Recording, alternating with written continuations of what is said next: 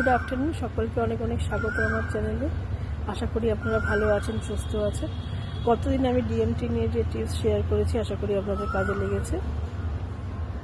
আজ আমি অটিজম মামদের ভালো থাকার জন্য 5টা টিপস শেয়ার করব। সেটা হলো, প্রথমত আপনারা একটা সেলফ কেয়ার রুটিন করবেন নিজের জন্য, physical, emotional and mental self কেয়ারের জন্য। বাচ্চার ডেইলিকার কাজটাকে একটা স্কেডিউল করবেন, ক্যালেন্ডার ইউজ করবেন, অ্যাপ ইউজ করবেন।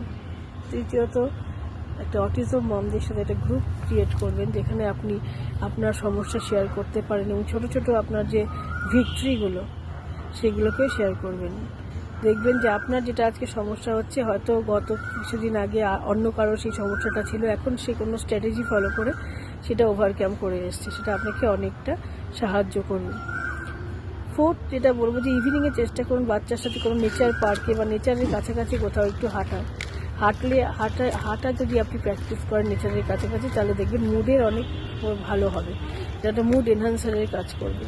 আর লাস্ট এবং সবচেয়ে ইম্পর্টেন্ট যেটা আমি বলবো, যে আজ থেকে 5 বছর পরে বা 10 বছর পরে বাচ্চার কী হবে সেটা নিয়ে চিন্তা করবেন না, এখনকার কাজে ফোকাস করুন, দেখবেন রেজাল্ট পাবেন। একটা জিনিস মনে রাখবেন, there is always a light at the end of the tunnel. Subscribe করবেন, লাইক শেয়ার করবেন।